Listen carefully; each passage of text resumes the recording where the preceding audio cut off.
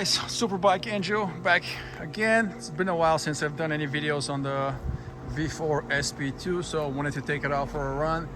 Nice day here, Sunday. So I was like, hey, might as well take it for a quick ride, do a little review.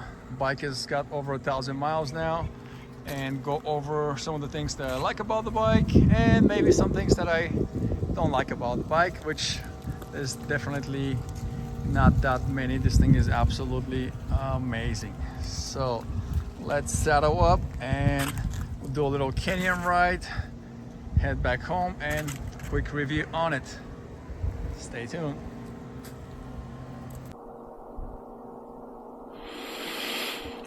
All right, let's saddle up and we'll head on out. Wait.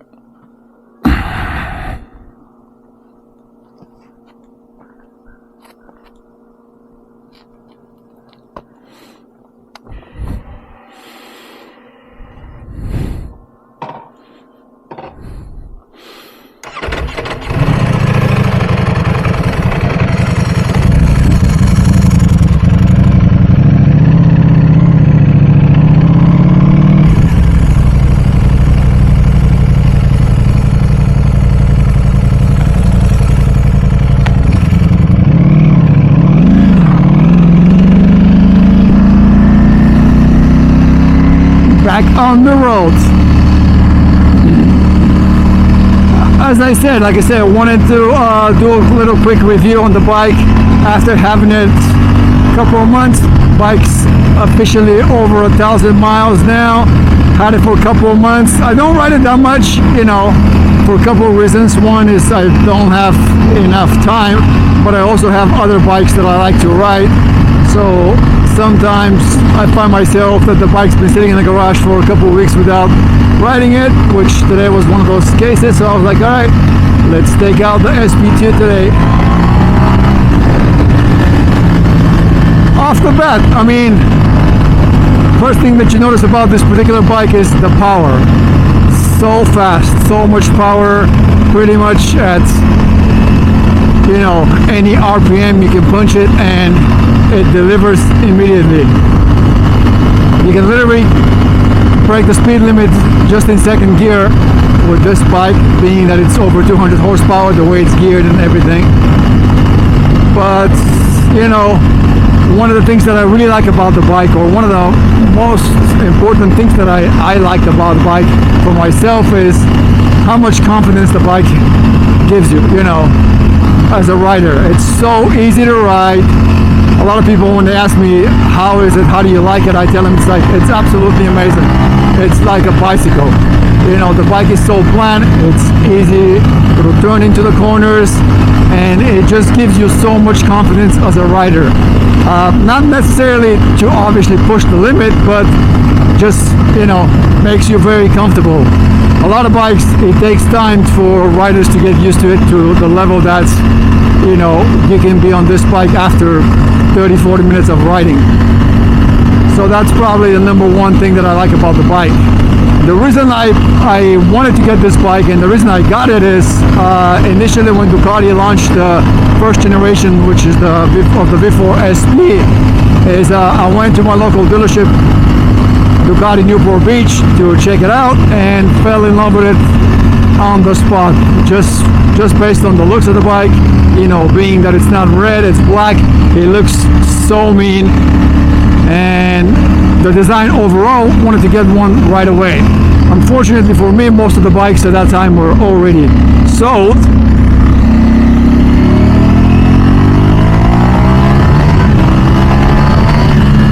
Because as you can imagine, the demand for the bike was out of this world. Everybody wanted it, and Ducati, being that it was right during COVID, was only making, I think, about 1,500, maybe 2,000 bikes. I don't know the exact number of what they make. All the V4 SP and SP2s are numbered, but they're not out of a particular number, so it's hard to say how many bikes they actually made at the time. Long story short, I wasn't able to get one, which was I was kind of bummed about that. But a couple of months later, found out that Ducati decided to make a second generation, which was the before SP2, for reasons that, you know, the demand was so high, and obviously they're in the business of making money, so they were like, hey, we'll just make another one. I immediately went back to my dealer, put my name on the list again, put a $500 deposit, and told them, was like, hey, put me on the list, you know, obviously I want to get one. I can wait. Whenever the bike gets here, I count me in, I'm taking one. Took about 6 months, 6-7 months, if I recall correctly, for the bike to get here. Dealership called me, they're like, hey, come and check it out. We got 2 of them, and I ended up picking this particular one, which is number 1126, and I absolutely love it. You know, one of the cool things about the bike is the carbon wheels that it comes with. Makes it obviously lighter, helps with handling. It has the dry clutch, which obviously I love the sound of that. A lot of people that not into Ducatis always say like, oh, what's wrong with your bike? Why does it sound like that? It's just how it sounds. I love it, you know.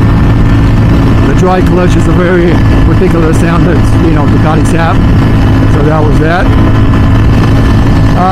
And then obviously the adjustability. I mean, there's so many things that you can adjust on this bike. You know, it has the launch control, wheelie control, you know, engine braking, you can adjust the suspension. I mean, sorry. So many different things that this particular bike allows you to change on the fly, depending on how you're planning to ride it. Looks like there's police ahead, so we'll slow it down. Always appreciate this heads up. Let's see if we can spot it. We're not really going that fast anyway. Staying within the speed limit. It actually rained earlier today, so another reason to not really push it. This is a very popular road here around in Southern California, around Urnby Lake, heading into Cook's Corner. So usually there's a lot of bikes, a lot of cars on the weekends. So it only makes sense that the police will be here as well. So better slow it down. We don't want to get any tickets. And another thing that it's absolutely amazing on this bike is the quick shift. Up and down, you don't need the clutch after, you know, first gear. It makes obviously riding it that much more easier, but it's always so a fact of how well the system works. You know, every time you want to go up, just punch it in. You want to go downshift, you can downshift as well. You can also downshift multiple times. You don't have to go one at a time. The bike will adjust itself with all the electronics and the engine braking and stuff like that. So that's pretty cool as well.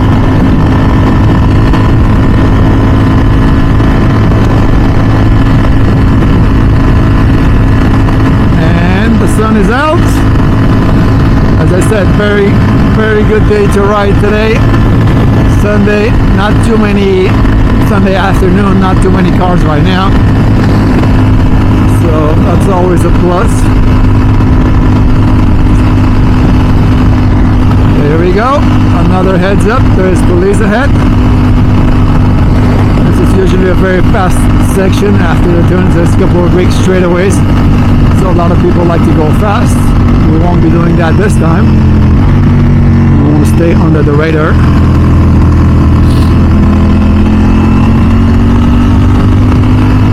And with this bike going fast is very easy, you know. Like I said, you can easily be doing 100 miles in second gear.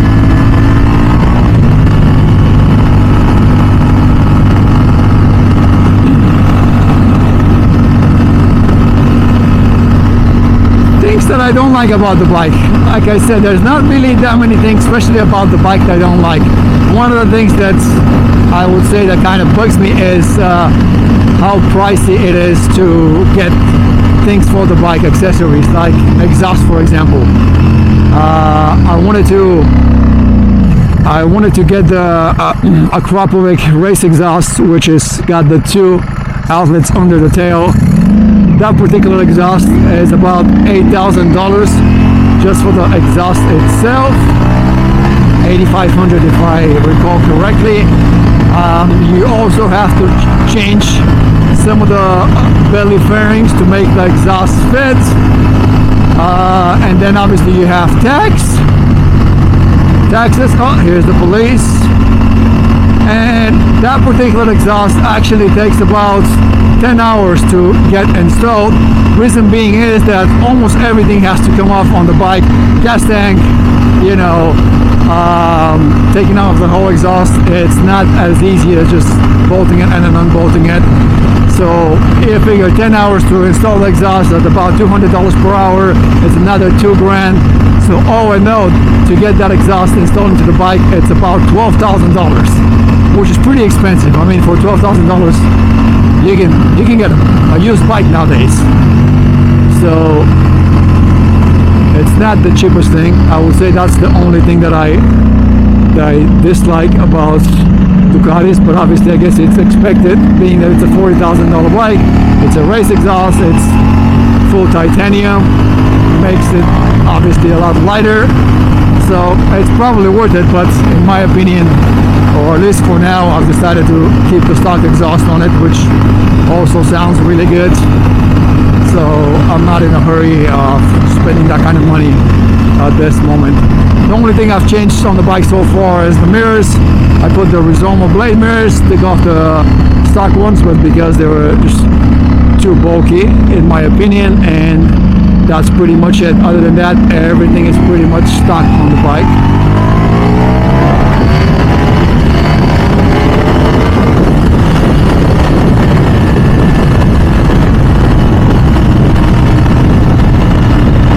Instant power.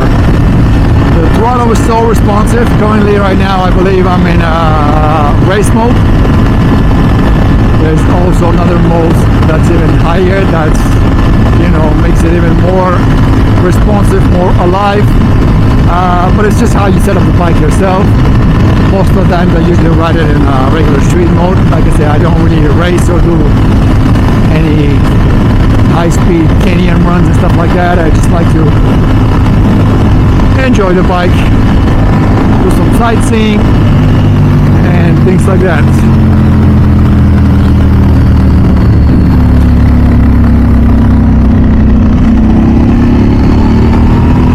One of the things that I've seen a lot of people, or not a lot of people, some people complain about this particular bikes and some of the other Ducatis, that they get hot depending on conditions or how hot it is outside.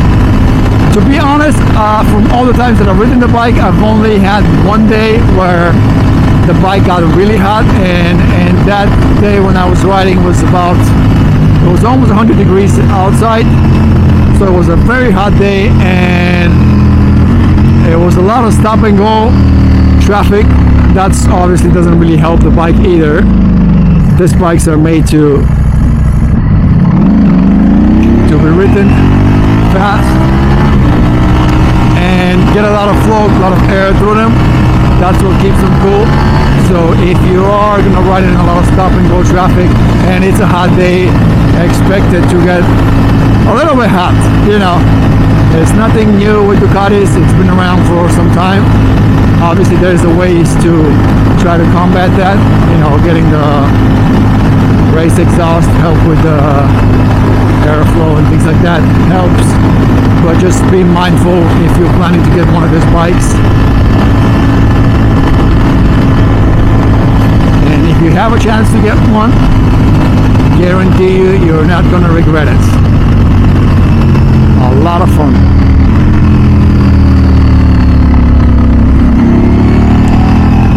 I find the bike very comfortable for my size. I'm about 6'2", so it is a tall bike. I would say for anybody that's under 5'10", it might be a little bit difficult to reach the ground, because yes, it is a tall bike in general, but it's a very comfortable bike. If you are a short rider, I believe you can change the seat, put a lower seat to help combat that.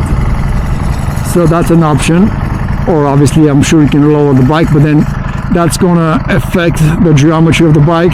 One of the interesting things about the SP2 and the SP1, There's actually a lot of changes that they will make between the two bikes. This particular bike is a little bit more narrow from the gas tank and the fairing. You can see, hard to see obviously if you're not, the two bikes are not side by side, because it's very minimal changes that they make to help with the handling and the overall performance of the bike.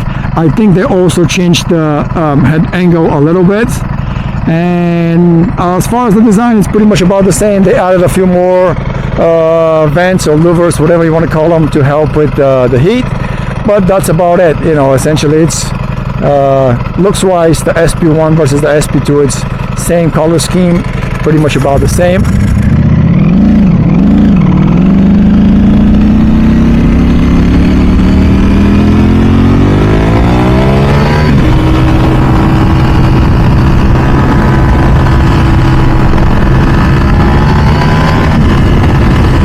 We're running low on gas, but we're actually pretty close to home, so that's okay. We'll get some gas next time. Nothing to worry about.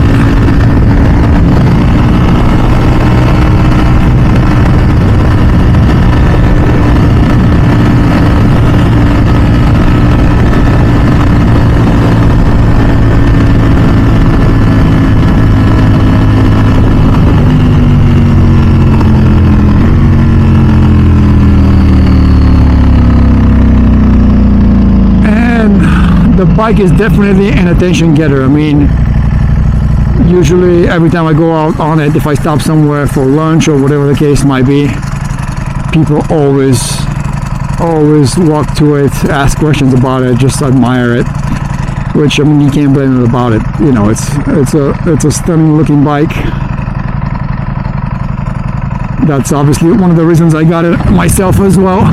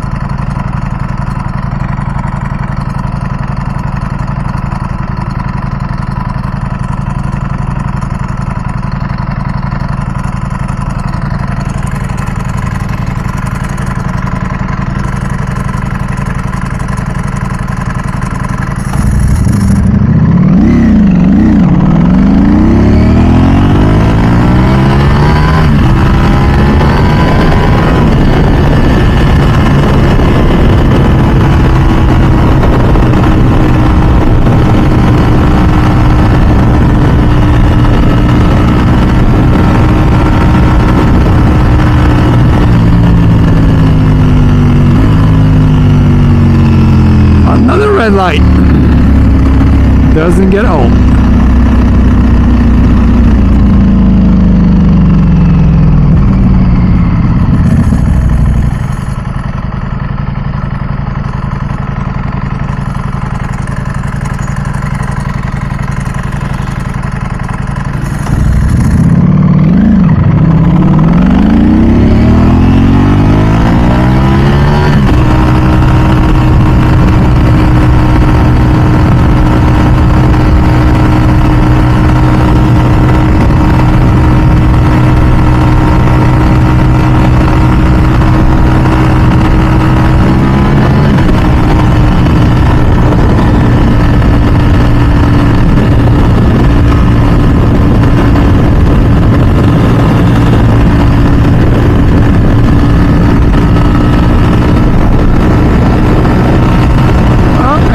To rain.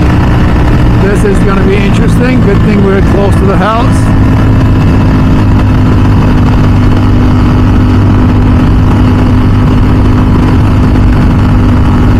Wasn't expecting any rain today, or at least right now. It did rain in the morning, so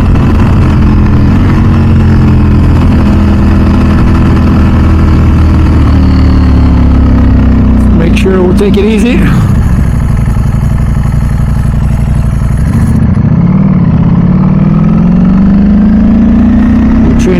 regular mode,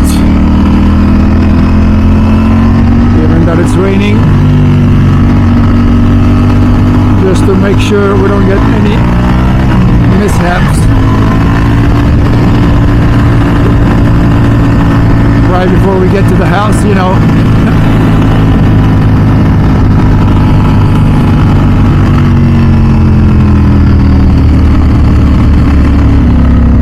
Is that it? That's all the rain we got? Sun's back out.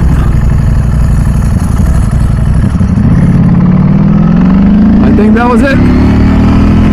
Literally a couple of sprinkles, raindrops, just enough to get the bike dirty, I guess.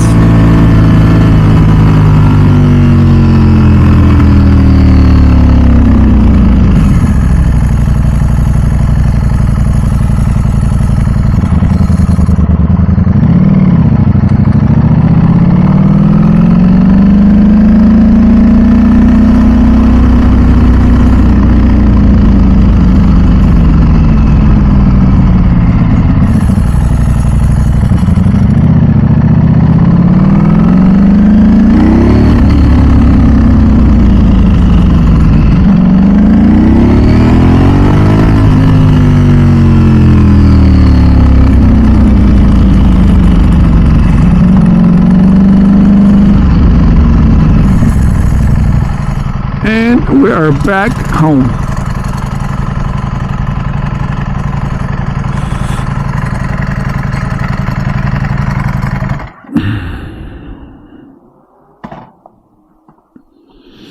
Well, that was fun, as always.